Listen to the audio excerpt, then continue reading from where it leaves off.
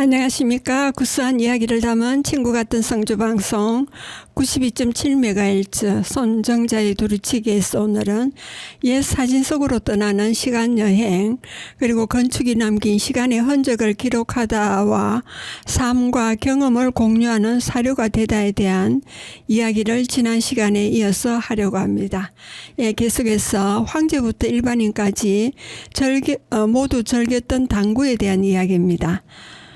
1910년대 초반에 발행된 것으로 보이는 사진 엽서의 오른쪽 하단에 복례관 기념이라는 글씨가 들어간 스탬프가 찍혀 있는 것으로 보아 복례관 방문객들에게 배포된 것으로 추정됩니다.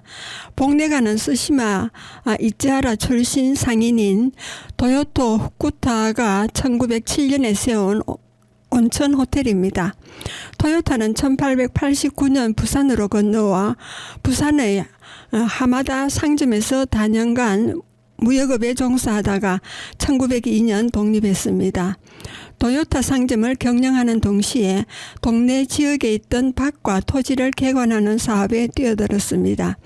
그러던 중 1906년 무렵 자기 소유의 땅 일부에서 온천이 탐지된 것을 알고 온천 개발 사업을 시작했습니다.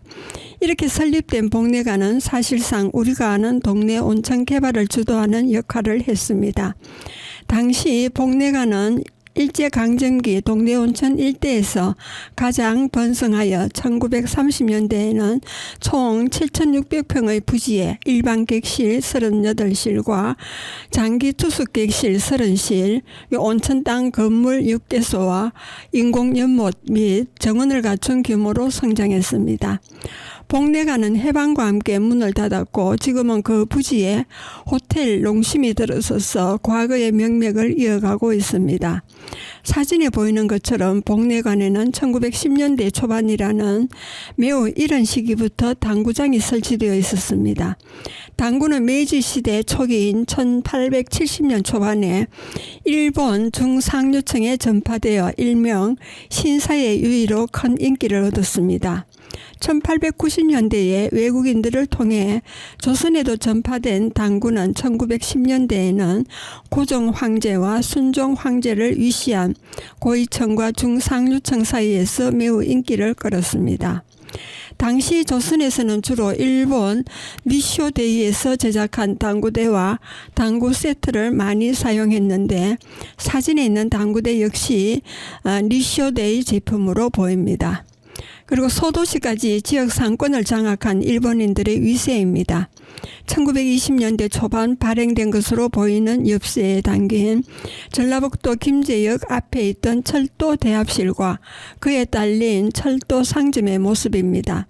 일제강점기에는 역 내부에 조성된 대합실 외에도 개인 민간업자가 별도로 운영하던 유료 대합실이 간혹 있었습니다. 이 역시 그런 사례로 보입니다. 엽서 아래쪽의 설명에 따르면 이 철도 상점은 1960년대 김제로 이주하여 지역의 여러 상점을 경영했던 일본인 마스다 카타로가 운영했습니다. 다른 자료를 찾아보면 김제역이 영업을 시작한 지 약 2년 뒤인 1914년 5월부터 운영한 것으로 보입니다. 큼직한 일본식 목조 건물의 오른편에 철도 대합소라는 큰 간판이 걸려 있고 그 앞에는 승객들을 싣고 갈 인력거가 여러 대 놓여 있습니다. 건물 왼쪽 끝에는 포드 T형으로 보이는 승합차도 한 대 서 있고요. 승합차가 서 있는 부근에는 조선 토산품과 오사카 아사히 신문 간판을 같이 내건 기념품 가게가 있습니다. 일본인 유지들이 조선 곳곳에서 신문 영업, 토산품 판매, 교통 등 여러 분야를 한꺼번에 장악하고 있던 당시의 씁쓸한 현실을 잘 보여주고 있다고 하겠습니다. 그리고 화려한 조명 장식이 설치된 남대문입니다. 1920년 10월 경성에서 개최된 조선 박람회 기간에 남대문에 설치된 일루미네이션 사진입니다. 조선 박람 기념 사진첩에 수록된 것이고요. 가운데에는 축 조선 박람회라고 쓴 커다란 입간판을 달고 그 옆과 처마, 지붕, 또 중앙 아치 양옆으로 전선을 설치했습니다. 당시 일루미네이션 설치 공사를 담은 사진이 매일신보 1929년 9월 1일자에 수록되어 있기도 합니다. 이와 같이 일루미네이션 장치는 1915년에 열렸던 시정 5주년 조선물산 공진회 때 행사장의 정문이었던 경복궁 광화문에 설치되었던 것을 시작으로 1920년대와 1930년대 경성에서 있었던 여러 중요 행사 기간 동안 남대문, 숭례문이죠. 창덕궁 도남문과 경성역에 걸쳐 자주 설치되었습니다. 일루미네이션 설치 공사는 일제 말기에는 사라졌지만 해방 이후 다시 계속되어 해방 공간과 1950년대까지도 남대문에 크리스마스 조명이 설치되는 모습이 자주 사진으로 기록되기도 했습니다. 또 각종 정치 구호 및 공익 광고를 게재한 현수막이 홍보용 간판 역시 1961년 남대문의 대대적인 보수와 복원공사 이전까지 자주 내걸리는 등 20세기 전반까지 고정이자 아이캐치로서 남대문이 가지고 있던 위상을 충분히 짐작할 만합니다. 그리고 인천 명물 중하루의 전성기입니다. 1930년 말 혹은 1931년 초반 일본인 사진사에 의해 촬영된 인천 진화정, 즉 차이나타운 내의 유명한 중국 요리점 중 중하루의 전경입니다. 중하루는 1915년 중국 산둥성 복산 출신이었던 뇌문조라는 인물이 창립했습니다. 사업이 번창하자 1922년 2월 옛 대불 호텔 건물이었던 삼천 양옥을 사들여 이사했습니다. 1975년까지 운영되던 중하루는 경영난으로 문을 닫고 건물은 1978년 소유주에 의해 철거되었습니다. 2011년 옛 건물은 유구를 발굴하였고 지금은 인천 중구청에서 옛 건물의 모습을 본던 대불 호텔 전시관을 건립해 2018년부터 운영 중입니다. 사진에는 당시 중하루 건물 전면에 있던 여러 현판과 간판이 잘 나와 있습니다. 2층 가운데 중하루 현판이 걸려 있고 그 양옆으로 중화북경 우동요리점이라는 글씨가 두 개의 현판에 나누어 쓰여 있습니다. 아래 1층 발코니 상단의 영문으로 중하루 차이니시 레스토랑 과 바라고 쓰여 있습니다. 발코니 등 기둥에는 중국인과 서양인들이 함께 모여 일찍 기도하다라는 뜻의 화양동회, 지일환 등 글씨가 쓰인 주련이 여러 붙어 있기도 합니다. 건물 1층 두 출입문에는 또 다른 중하루 현판과 함께 빙우지당이라는 현판이 걸려 있어 당시 이곳이 단순한 중국 요리 음식점만이 아닌 사교 공간 역할까지 하고 있었음을 알 수 있습니다. 현판 글씨는 당시 인천 중화상회 조합장을 지냈던 화교 부배동이 쓴 것으로 알려져 있습니다. 1978년 인천 시립박물관에서 현판 중 일부를 수습해 보존하고 있습니다. 그리고 시청교 교당에서 안식교 교회로 또 한 건물의 파란만장한 역사에 대한 이야기입니다. 1930년대 중반에 촬영된 것으로 추정되는 시청교 중앙교당 전경입니다. 지금의 서울시 종로구 견지동 80번지에 있었습니다. 시청교는 1906년 천도교의 간부였던 이용구가 손병희와 대립하여 출교 조치를 당하자 창시한 종교로 한말 친일 정치 활동을 벌였던 일진회 등을 종교적으로 뒷받침했던 주요 지지 세력이었습니다. 한일 합방 초기까지는 상당히 친일적 형태를 보였으나 1912년 이용구가 사망한 후 내분이 격화되어 1920년대에는 사회주의의 기운 급진 청년 세력들이 교단을 장악하기도 했습니다. 이후 교세가 계속 침체되다가 1982년 12월 천도교에 귀일했습니다. 시청교 유지재단 역시 1988년 2월 20일 해산되어 현재는 완전히 소멸했습니다. 시천교 중앙교단은 1907년에 건립하기 시작해 최재우의 탄신일인 1909년 12월 10일 낙성했습니다. 명색이 중앙교단임에도 내분으로 인해 1920년 초부터는 사실상 종교적인 기능은 상실하고 일종의 교회당 및 행사장 기능을 했습니다. 이곳에서 1947년 2월 남노당의 창단식과 1948년 8월 대한노동 연맹의 발기식이 열리는 등 해방 후에는 자우익을 가리지 않고 각종 행사장으로 쓰였습니다. 또 같은 시기에 태권도의 전신이라 할 수 있는 당 수도의 창시자 이원국에 의해 청도관이라는 이름의 무술훈련장으로도 쓰이는 등 태권도 역사에도 흔적을 남겼습니다. 한국전쟁 때 건물의 일부가 파손된 것을 복구하여 1960년대에는 예식장으로 쓰이다가 1971년 제7일 안식일 예수재림교 중앙교회가 새로 건립되었습니다. 사진 오른편에 지붕이 살짝 보이는 중앙총부에는 1924년 이후 조선청년 총동맹 그리고 조선물산 장려회관 등 각종 사회단체의 본부와 사무실이 입주하기도 했습니다. 특히 1927년부터 29년까지는 조선 프로레탈리아 예술가 동맹 사무실도 이곳에 자리 잡았습니다. 이 건물은 현재 일부가 남아 음식점으로 이용되고 있습니다.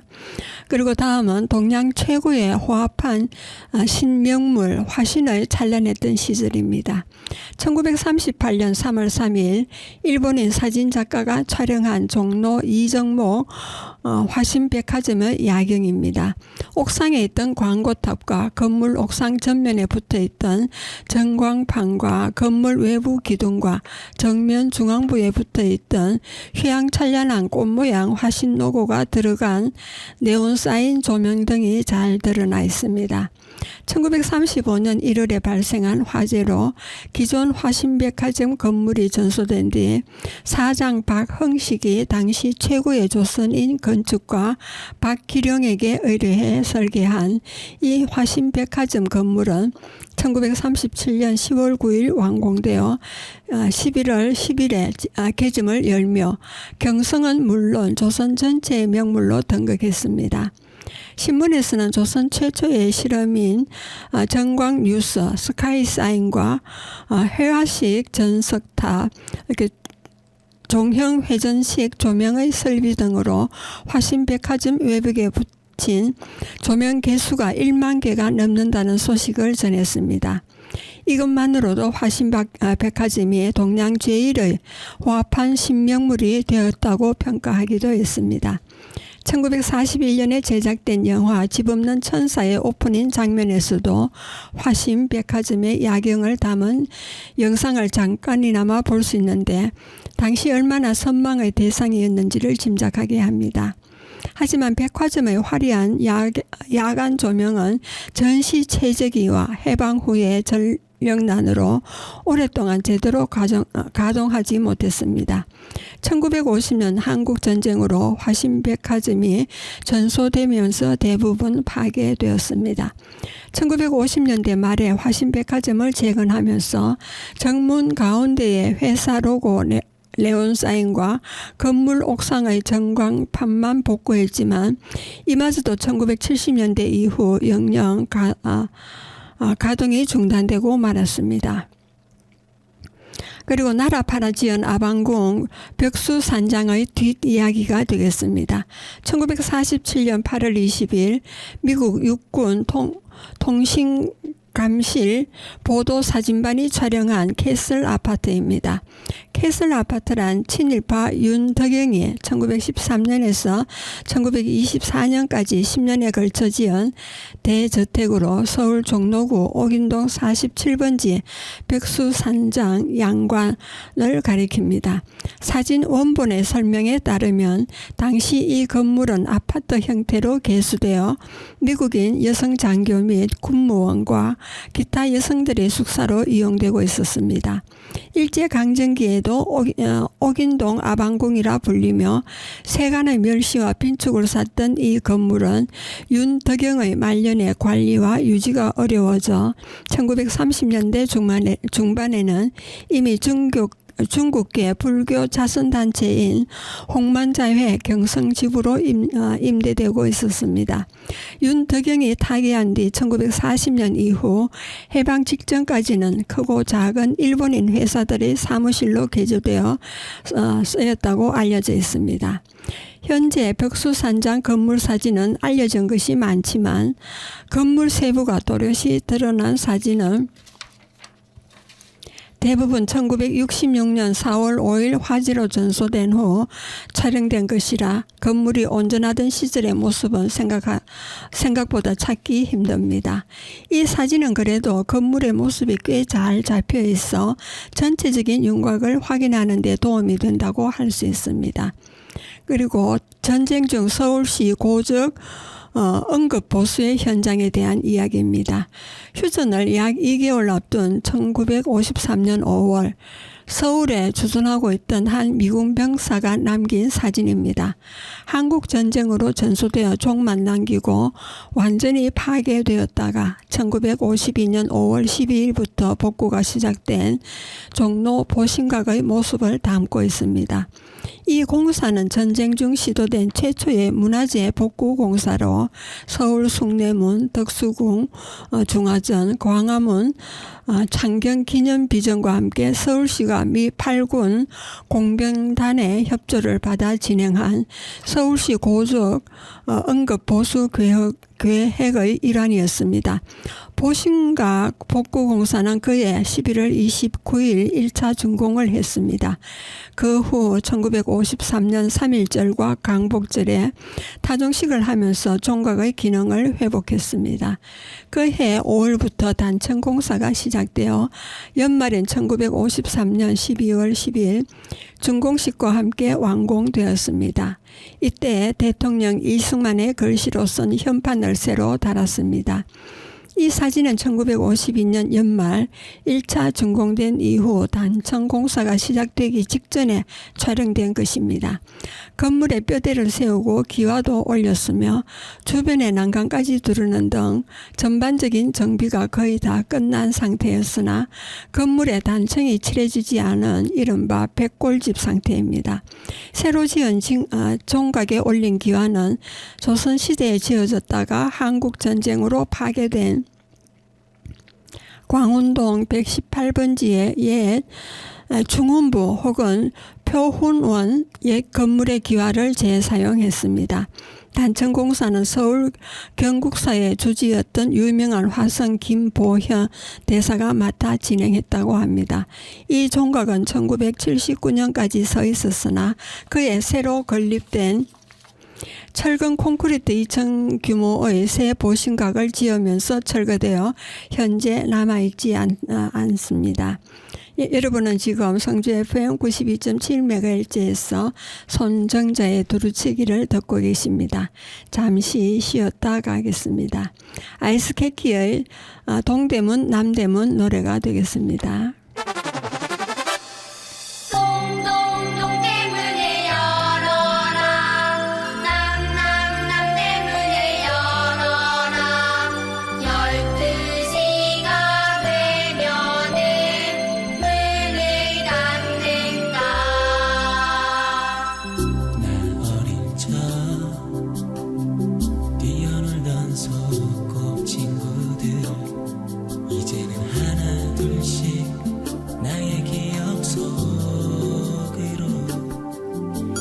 추억이 되어버린 그때 그 시절 이제는 돌아도 갈 수도 볼 수도 없는 시간이 되어 신데렐라 인어공주 같은 동화 속으로 추억으로 모두 사라져가고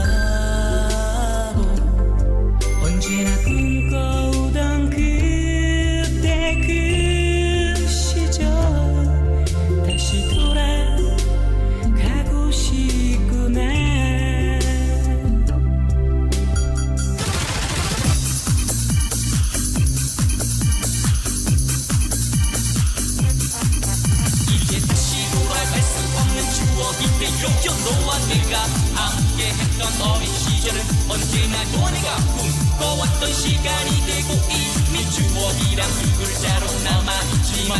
나의 기억 속에 영원히 언제나 있기만을 기다리며 그때 그 시절 다시 돌아가고 싶구나.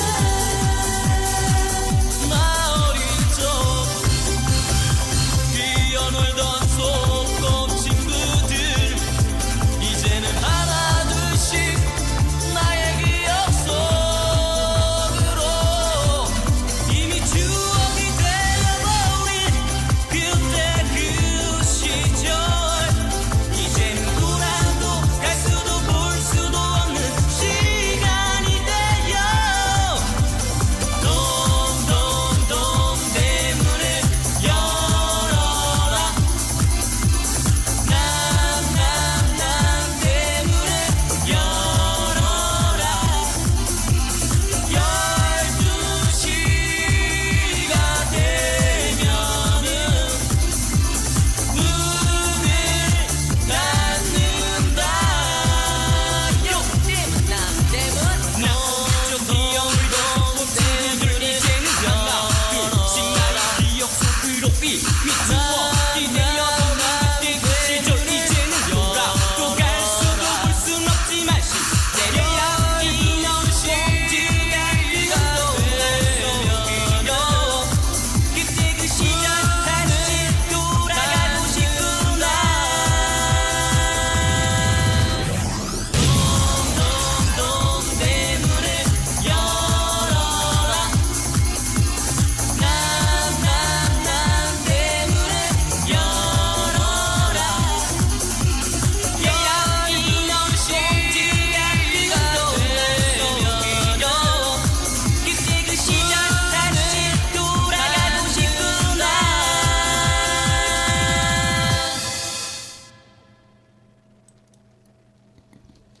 예, 계속하겠습니다. 삶과 경험을 공유하는 사료가 되다에 대한 이야기가 되겠습니다. 오래전 이 땅에 살았던 한국인들의 생활 풍경을 담은 사진들을 선보입니다. 살얼음이 낀 강에서 작은 나룻배에 자동차를 싣고 낑낑대며 노를 젓는 사공입니다.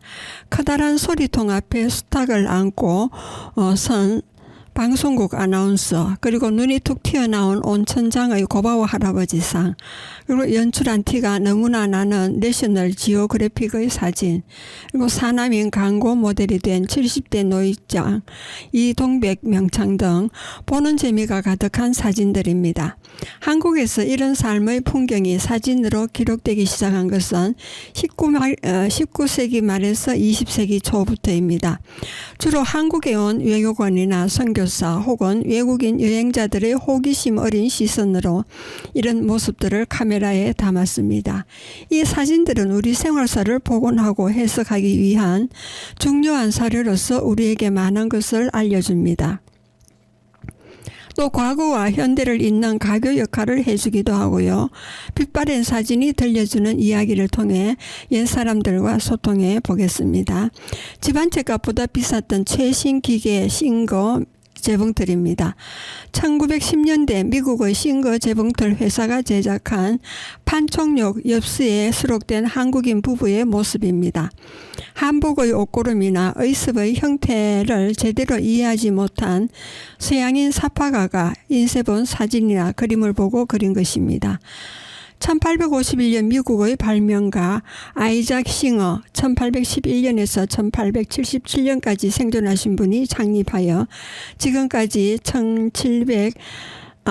174년 동안 운영되고 있는 싱거 재봉틀 회사는 재봉틀의 대표 주자라 해도 과언이 아닐 정도로 전 세계적인 인지도를 갖고 있습니다. 한국에서 싱거 재봉틀이 처음 소개된 것은 1905년 4월 일본인 무역상 하야사카 카니치가 제국신문에 싱거 재봉 기계 판매 광고를 내면서부터였습니다. 싱거사는 1912년 조선 경성 정동에 정식으로 지점을 내고 본격적으로 재봉틀을 판매하기 시작했습니다. 이후 1920년대 말에 지어진 싱거 재봉틀 회사 경성 지점은 훗날 신화 일보사의 사옥이 되었습니다. 현재 등록문화재로 보존되어 있고요. 당시 신거 재봉틀 가격은 어지간한 집안채에 맞먹는 200원 가량으로 매우 비쌌으나 1920년대 이후에는 매달 조금씩 대금을 결제하는 월부 판매 정책을 도입해 어지간한 집에서도 신거를 살 수 있게 되었습니다. 그래서 1930년대 이후부터 오랫동안 신거는 재봉틀의 대명사로 통했습니다. 그러나 1940년대 들어 미국, 영국에 본사를 두었던 신거사가 적성국 기업체라는 이유로 철수하게 되면서 정품 부품 공급 길이 막히자 일본제 복제 기계들이 국내에서 대세를 이루게 되었습니다. 한국 전쟁을 거쳐 1960년대 이후로는 브라더, 동양, 아이디얼 등의 국내 제작 재봉틀들이 등장하면서 일본제 재봉틀도 사라졌습니다. 그리고 시골길에 잠시 멈춘 포드 T입니다. 1920년대 한국의 자동차와 도로 상황을 짐작할 수 있는 귀중한 사진입니다. 일제 때 평안북도 어딘가에서 평북 97 번호판을 붙인 포드 모델 T 옆에서 한 무리의 사람들이 서서 포즈를 취하고 있습니다. 자동차 오른쪽에는 조수로 보이는 사람이 허리를 굽히고 무언가를 하고 있습니다. 차의 앞문이 열려 있고 그 옆에 드럼통이 보입니다. 포드 모델 T형 차량의 주유기가 앞좌석 아래에 있었다는 사실을 감안해 볼 때 아마도 주유를 하느라 길가에 잠시 멈춰선 것 같습니다. 바퀴 주변을 감싸는 팬더와 앞유리 주변에 온통 진흙이 튀어 있고 길 역시 진창인 걸 보면 비온 뒤에 험한 길을 달려온 듯합니다. 포드 모델 T형은 1908년에서 1927년까지 1,500만 대가 생산되는 동안 조금씩 개량되고 바뀌어 왔습니다. 이 때문에 사진에 나타난 특징을 토대로 오늘날 자동차에도 흔히 이야기하는 연식을 확인해 사진 촬영 시기를 대략 짐작해 볼 수 있습니다. 사진 속의 모델은 가스등이 아닌 전등으로 된 헤드라이트, 구리에서 강철 재질로 만들어져 간소화된 앞은 라디에이터 그릴, 차 뒷창문이 3개의 판유리로 되어 있고 앞유리에는 아직 와이프가 없는 점 등의 특징으로 보아 8인승 투어링 모델의 1919년형임을 알 수 있습니다. 덧붙여 이 자동차는 도로 우측에 서 있으므로 우측 통행을 하고 있는 상황이고 운전석 역시 차 왼쪽에 있습니다. 그렇다면 조선 총독 부령 제142호 도로 취재 규칙으로 조선에서 좌측 통행이 시작된 1921년 10월 25일 이전에 찍은 사진으로 판단됩니다. 1919년에서 1921년 10월 사이의 모습을 담은 것입니다.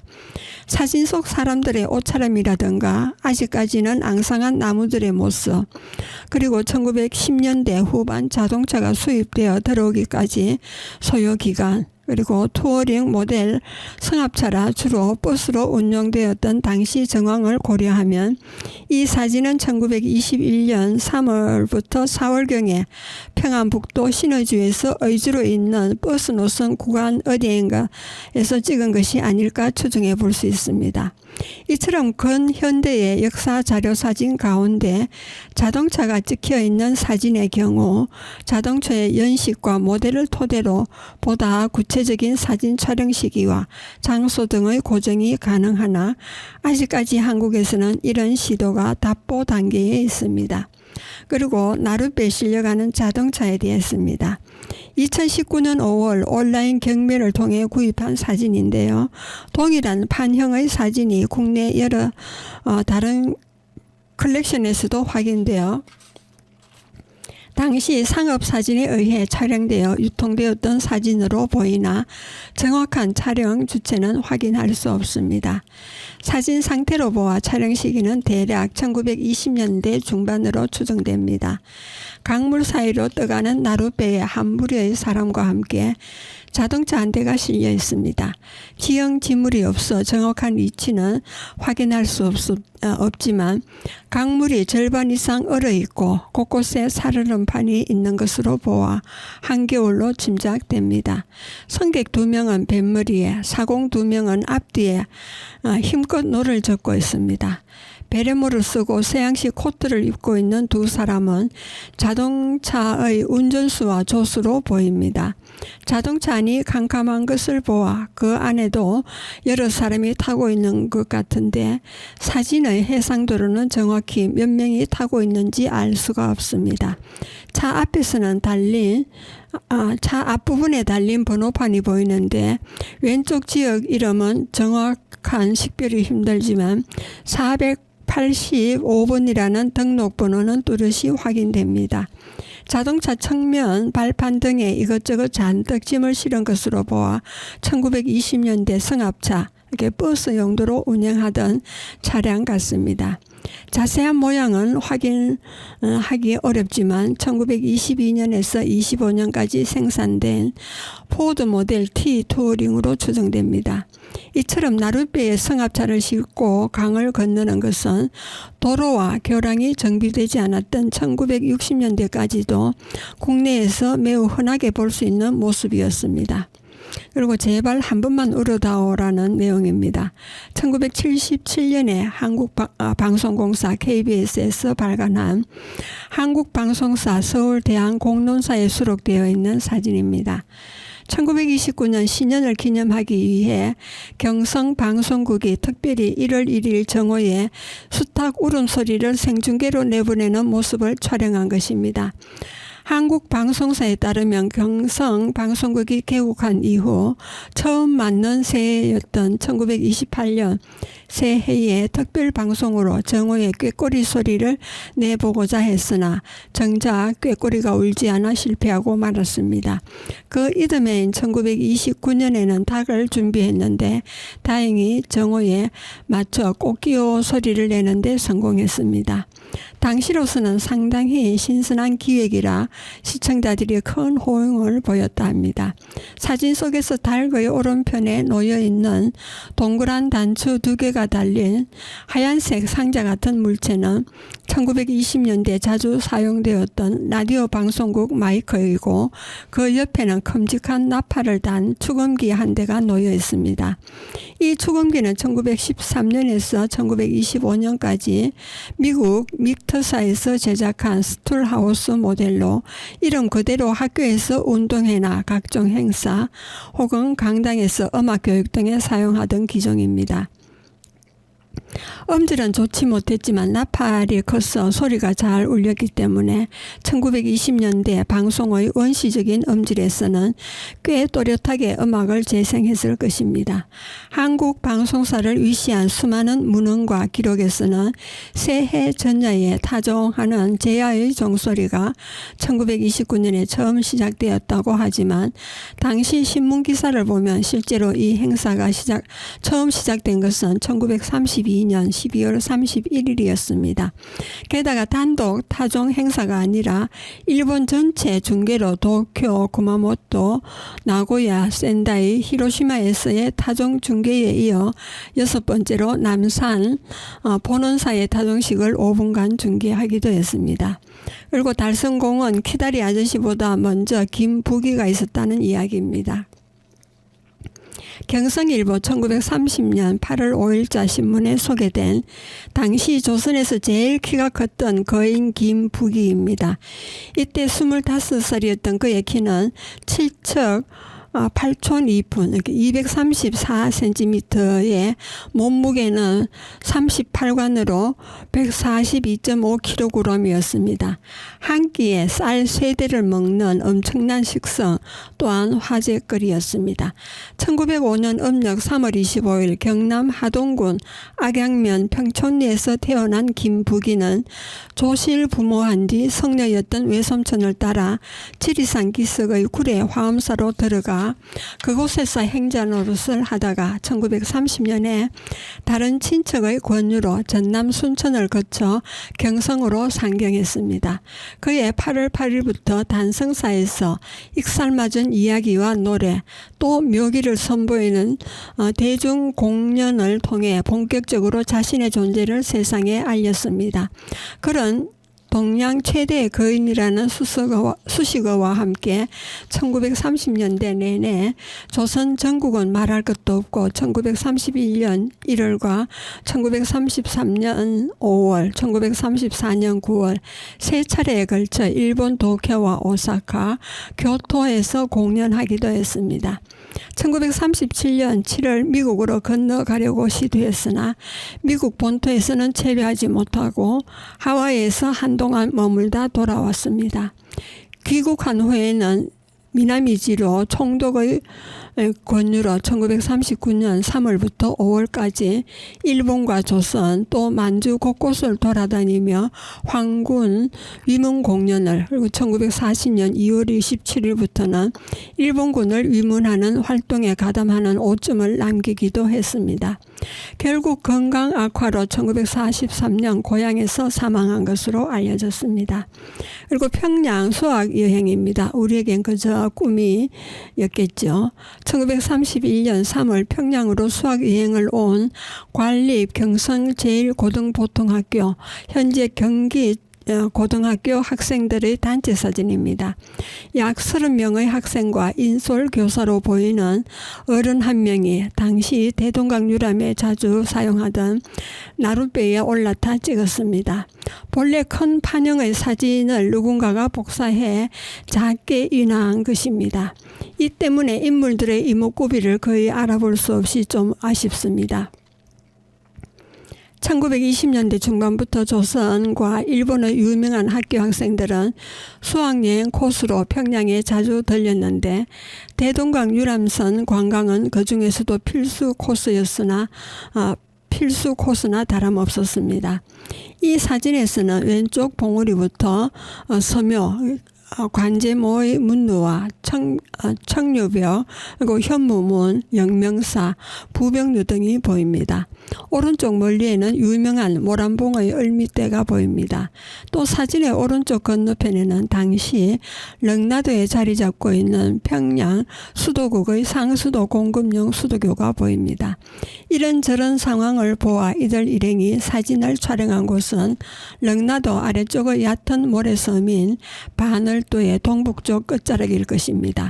바늘도는 1990년대 이후 북한에서 렁나도의 준설 및 확장으로 사라졌습니다. 그 자리에 바늘도 수영장이라는 공공 수영장 시설이 조성되었다고 합니다. 그리고 온천장 고바오 할아버지 상의 내력입니다. 1930년대 부산에서 발행된 사진 엽서입니다. 본래 동네 온천 장역 종점 앞에 조성되어 있던 벚나무 가로수길의 풍경을 보여주기 위해 촬영에 배포된 것이지만 이 사진의 가치는 사진 오른편 건물 앞에 서 있는 이른바 할아버지상에 있습니다. 할아버지상은 기존의 동래온천 철도를 대신해 1927년 10월 23일 부산 노면 전차의 동래온천장 노선이 개통되었을 때 종점인 온천장역 앞에 세워진 시멘트 조형물입니다. 오늘날 동래온천장 일대에서는 일명 온천장 고바오 할아버지상이라 불립니다. 본래 이 상의 눈에는 전구가 끼워져 있어서 밤에는 불이 들어왔다고 하는데 이 사진에서도 눈이 튀어나와 있는 것을 관찰할 수 있습니다. 왼손에 장죽을 들고 있고 앞에는 천하고객 대장군이라 쓰여 있습니다. 이를 종합해 보면 당시 일본인들에 의해 재해석되어 만들어진 일종의 장성이라고 해도 무방할 것입니다. 1968년 부산 전차가 폐쇄되어 온천장역이 없어지자 이 시멘트상은 온천장역 인근에 있는 농심 관광호텔 앞으로 옮겨가 오랫동안 그곳에 있다가 2020년 온천장역 종점 자리에 이를 기념하는 조형물이 세워지면서 다시 옮겨왔습니다. 일제강점기 조선인의 이미지와 장성 이미지 그리고 근대 관광산업의 결합이라는 점에서 역사적, 문화적 가치가 충분하다고 여겨지지만 아직까지는 문화재로 인식되지 않은 탓인지 보호나 관리에 손길이 닿지 않고 있어 아쉬움이 남습니다. 지금 여러분은 성주 FM 92.7MHz에서 손정자의 두루치기를 듣고 계십니다. 잠시 쉬었다 가겠습니다. 박광호의 재봉틀 이야기가 되겠습니다.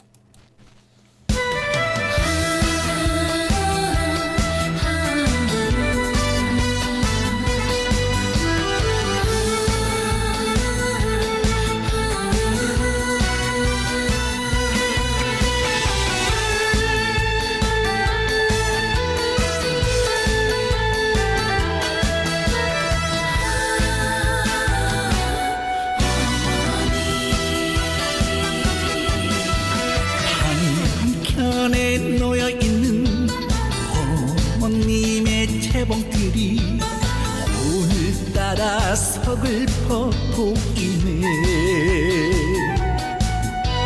살아생전 hul몸으로 고생하며 살아오신 어머님이 보고 바치네.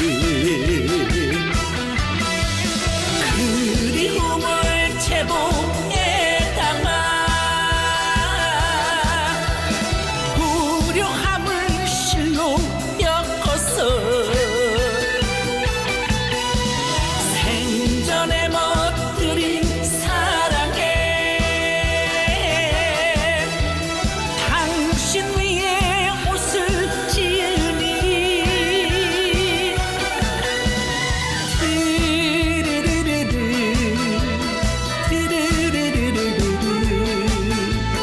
눈물 젖은 천이 받으니 보고 싶어라 우리 어머니 꿈속에서 만나 보렵나.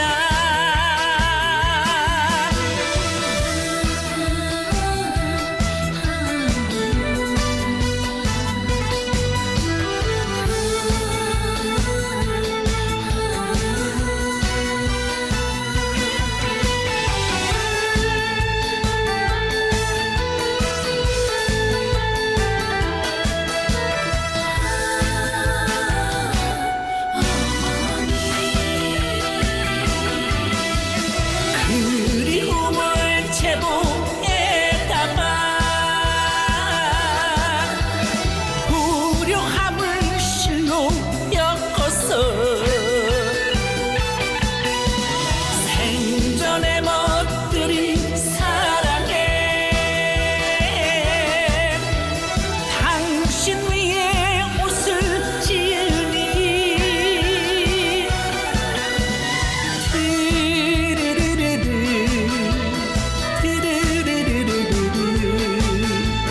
눈물 젖은 천이 받으니 보고 싶어라 우리 어머니 꿈속에서 만나 보렵나. 꿈속에서 전해 주렸나.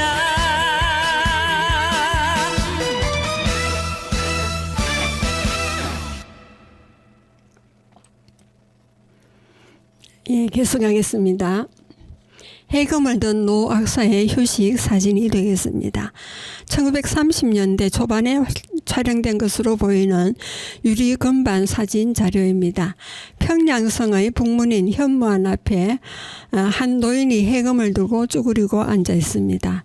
일제강점기의 평양 기행문이나 사진 엽서, 그 밖의 관광 안내서를 보면 평양 모란봉 일대에서는 사진에서처럼 악사들이 길거리에서 연주를 시켰다고 합니다. 물론 이것은 조선 후기부터 평양 지역의 경제적 부가 성장하면서 이 일대에서 유흥 문화가 크게 발달한 것도 이유이겠지만, 그보다 1910년대부터 평양에서 기성군번을 중심으로 한 기생 관광이 일본인들과 조선인들 사이에서 큰 인기를 끌었기 때문이기도 합니다. 현무문을 비롯한 모란봉, 청류벽 일대의 평양성의 성문과 누정 등도 1910년대 이후 당국에 의해 관광자원 개발 목적으로 대대적으로 수리 개발되었습니다. 현무문 역시 1894년 청일전쟁 때 격전지가 되어 거의 완전히 파괴되었던 것을 1918년에서 21년까지 3년 동안 걸쳐 대대적으로 수축 중군한 것입니다. 사진 속에서 현무문의 문루에 걸려있는 현판 글씨는 1921년 중건 당시 평양 지역에서 유명세를 떨치던 서예가 호정 노원상 1871년에서 1926년까지 생존하신 분이 쓴 것입니다. 노원상이 현판 글씨를 남긴 을밑대와 칠성문 등 평양의 다른 고적들 역시 모두 1910년대와 1920년대에 관광 자원으로 활용하고자 대대적으로 중건하면서 조선시대 기록과는 외형과 고주가 달라진 곳이 적지 않아 문화재 원형 보존이라는 의미에서는 다소 가치가 떨어진다고 하겠습니다. 그리고 다음으로는 내셔널 지오그래픽이 포착한 전형적인 한국 이미지 사진이 되겠습니다.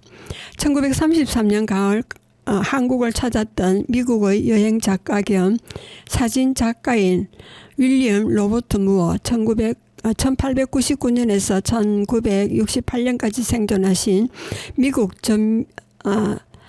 전미 지리학회의 기관지로 유명한 내셔널 지오그래피, 그리고 1933년 10월호에 한국 관련 특집 기사와 함께 게재한 31장의 사진 중 컬러로 촬영한 사진의 일부입니다. 이 사진은 1900년대 아일랜드의 여성 발명가인 클레어 필러가 처음 발명해 1920년에서 30년대에 상용화되었던 필리칼라 방식으로 촬영한 것입니다. 필리칼라 사진은 흑백 건판 앞에 미세한 빨간색과 파란색, 초록색 망점이 있는 스크린을 붙여 사진을 찍고 인화 때는 다시 건판에 이 스크린을 투과시켜 사진에 기록된 색수차를 이용해 컬러로 사진을 현상하는 기술입니다. 흑백 건판으로도 컬러 사진을 간편하게 찍을 수 있다는 이점 때문에 1930년대 초반까지 여행 사진 작가들이 애용했습니다. 1930년 이후 코닥 크롬의 더 나은 컬러 사진 필름 촬영 기술이 나오면서 급속히 사라졌습니다. 이 사진들은 2000년대 초반 국내 모 출판사에서 펴낸 도록에도 수록된 바 있으나 잘못된 아카이빙 작업으로 원래 색채가 구현되지 않은 흑백 사진으로만 소개되었습니다. 사진 제목은 또 이야기해 주세요 할아버지, 다음으로는 장독 앞에 둘러서서 기생의 북춤, 한국 연예계를 이끄는 역할을 하는 여성입니다. 각 사진마다 한국의 다양한 풍속과 풍습 또 문화에 대해 상세한 설명이 달려있어 당시 내셔널 지오그래픽이 인문지리학의 이름으로 한국 문화를 미국을 비롯한 서구 세계에 소개하려고 했던 모습을 엿볼 수 있습니다. 그 사진에서 기생의 북촌과 한국 연예계를 이끄는 역할을 하는 여성은 경복궁 북동쪽에 있는 하마당에서 촬영한 것인데, 이곳은 1924년부터 일본의 미술평론가 야나기 무네요시가 한국민족미술관을 운영하던 공간이었습니다. 일제강점기에 제작된 사진 엽서 및 사진 자료를 통해 알 수 있듯이 1930년대에는 탈춤이나 성무 등과 같이 무대화된 조선 민속을 공연하는 공간이라도 자주 사용되었습니다. 그리고 조선 관광홍보 책자의 표지사진 한 컷입니다. 1938년 새해에 설빔을 입고 덕수궁 구경을 나온 한 아이의 천진난만한 모습입니다. 장소는 덕수궁 중화전 앞입니다. 자기 키보다 더 큰 향로 옆에서 포즈를 취한 아이의 뒤로 멀리 덕수궁 서거당과 경성성공회 성당의 종탑이 보입니다. 이 사진의 촬영자는 확인할 수 없으나 도판 자체는 조선 총독부가 발행한 월간 잡지 조선 1938년 2월호 권두 화보에 처음 소개되었습니다. 이후 1939년 11월에 조선 총독부 철도국이 발행한 조선 관광 홍보 책자인 조선의 인사 책의 표지 사진으로도 사용되었습니다. 조선 총독부는 1910년 10월 1일 이른바 시정을 시작하면서 항무국 산하에 편집과를 두고 이곳에서 기록 및 홍보를 위한 각종 관방사진의 생산을 맡아보도록 했습니다. 자세한 기록이나 구체적인 문서가 제대로 남아있지 않아서 총독부 내부에서 어떤 인물들이 이러한 홍보사진 혹은 기록사진을 촬영, 제작, 보관했는지 알 수 없습니다. 훗날 대한민국에서 공보부 주도로 제작된 이른바 정부 기록사진과 같은 상세한 기록사진이 당시에도 제작되었는지 여부는 물론 어떤 경로를 통해 이런 사진들을 발행, 배포했는지 등 많은 부분이 제대로 밝혀지지 않고 있습니다. 다만 일제강점기 조선에서 활동했던 일본인과 조선인 상업사진사들이 남긴 사진 자료들 가운데 일부가 당시의 조선 총독부 공식 출판물, 그 중에서도 정기 간행물이나 홍보 자료에 사용된 사례들이 조금씩 확인되고 있어 적어도 1930년대 이후에는 이런 사진들이 민간 사진사들에 의해 촬영되어 관에서 구입했을 가능성 혹은 관의 주대로 기획된 사진들을 민간 사진사들이 자체적으로 촬영해 납품했을 가능성을 고려해 볼 수 있습니다. 그리고 광고 모델이 된 노익장 명창 이동백입니다. 근대 판소리 5명창 가운데 한 사람인 이동백 1867년에서 1949년까지 생존하신 분이 모델로 출연한 자양강장의 사남인 광고 문장 1939년 10월호 건두 광고 중에 수록된 것입니다. 전반적인 구성이나 포즈가 1990년대에 인기를 끌었던 박동진 명창이 출연한 우왕청심환 광고를 연상케 합니다. 이 동백이 사나민을 먹으면 불로장생하오라고 하자 의학방사가 이 세상에 불로장생약은 없지만 사나민을 먹으면 무병장수할 수 있다고 답하는 내용으로 되어 있습니다. 사나민은 원래 1929년 일본 나고야의 산화제약이 출시한 자양강장제 및 식욕촉진제입니다. 종래 구미에서 수입되던 고가의 자양강장제를 일본산으로 대체하겠다는 슬로건을 내세우며 출시되어 1930년대 초중반 이후 인기를 끌었습니다.